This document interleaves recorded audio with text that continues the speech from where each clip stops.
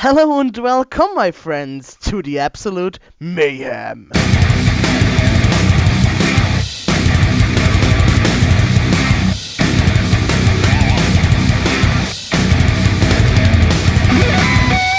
Hello and welcome, we're Leeds Gaming and you're watching Lords of the Fallen review. We don't want to waste any time, we hope you enjoy your stay.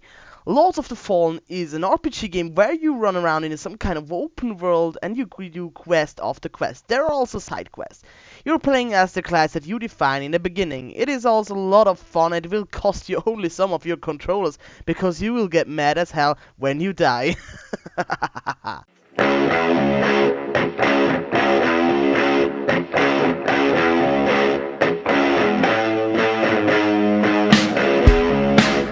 We first want to start off with the playing modes, single player and multiplayer. If you're a multiplayer gamer, you want to play with your friends, you want to play online with your clan maybe, this game is absolutely nothing for you.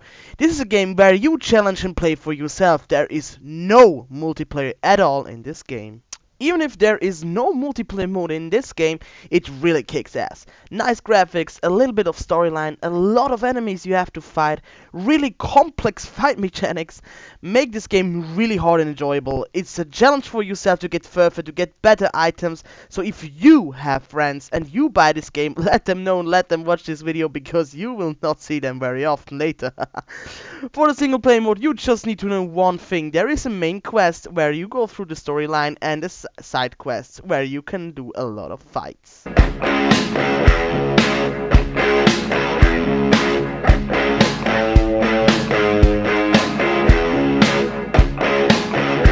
You have multiple classes on this game. You can choose from 3 different classes when you start this game. There are the following classes available: Rogue, Warrior, and some kind of a Priest or Paladin. But for us, there are only 2 classes because no one plays a Paladin. Woo! Shots fired right there. Every class have their own special abilities, so you choose what you think is best and what fits you the best. After choosing your special ability, you can choose your class to go with.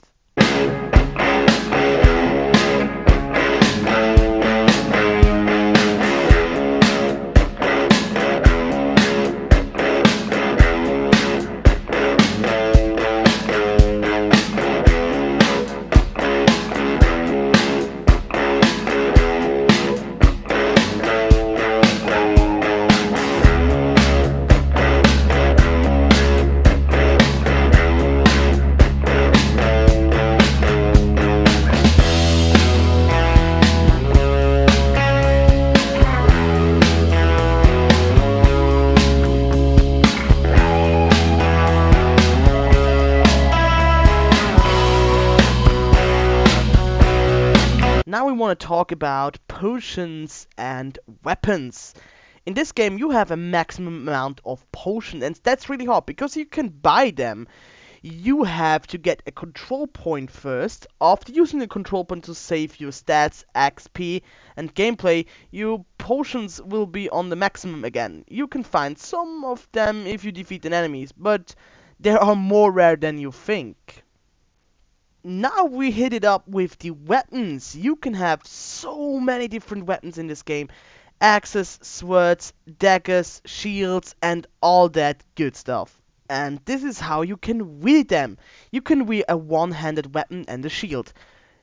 2 one-handed weapons, 1 two-handed weapon, and every one-handed weapon with your magic glove. You don't need 2 different or 2 times the same one-handed weapon to switch to 2 one-handed weapons. If you equip one one-handed weapon, it will be displayed twice on your character as soon as you switch. Oh yeah, and that's another fact. If you fight, there are a lot of enemies that take different equipment to get them down easier. So sometimes you have to switch your weapons in the middle of a fight. Inventory. The inventory on this game is really easy. For everything you carry with you, a weapon or armor, you can find it on the slot it belongs to. You can switch out items at any time you want to. On the bottom you can see your stats. For example, if you're too heavy, you will not be able to run, roll and stuff like that. Skilling and control points. You want to save the game? You want to spend some skill points to improve your damage and so on? Of course, everything is possible on the control point. First of all, how do they work? They look like the one in the background. If you're rocking the game and you don't want to lose anything, you have to use the save point by pressing the use button. In this situation, it's Y. After the control point will disappear and you have saved the game. If you want to spend skill points on this game, you have to open the inventory when you are at the control point. When you have to, yeah, you have to like pay with your XP to get skill points, and then you have to spend them. After that, don't forget to save your state by using the control point, because when you die, everything not saved on a control point will be lost. And now you get to a certain thing, and that's really hard in this game. Dying. If you die, you will drop your own XP. If you don't want to lose your XP, you will have to get to the point where your body was and get your XP back. After that, you have to get out of the fight, if you are in one, and get to a control point to save your XP, or better say to spend it on skill points. If you don't get back your XP and spend it on the next control point, it will be lost. Is it hard? As you have seen at the beginning, our answer is yes. This game is really hard. You have to fight so many enemies, and every normal, in quotes, enemy can kill you easily if you're not paying attention. So yes, yes, and again, yes, it is really hard to get further in this game, but this is what made me play it more and more. You get some kind of addicted to the fact that everything is not easy to get. The menu. Now we take a little sneak peek at the menu. There is not that much to be seen, but there are always people interested in it, so here we go. We have continue, new game, options, credits, and Xbox help. Short and easy, that's all.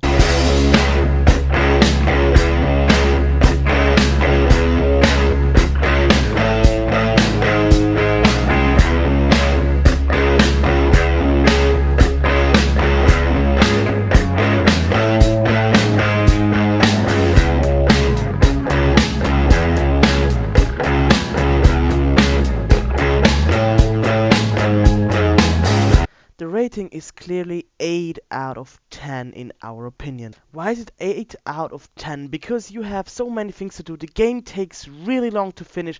The mechanics, the gameplay, the directors, the weapons, the enemies, the difficulty, it's all a great mix. The only thing not so good is the storyline. It's something you just sometimes read by the way, but it's not really interesting. And the second thing is there are little bugs. Nothing special, but yeah, they are there. Thank you so much for watching, guys. We hope you enjoyed our video. If you want to see another review, click on last or next. If you don't want to miss a thing from us, click subscribe. Real Lead Gaming want to see you on another video. Bye bye.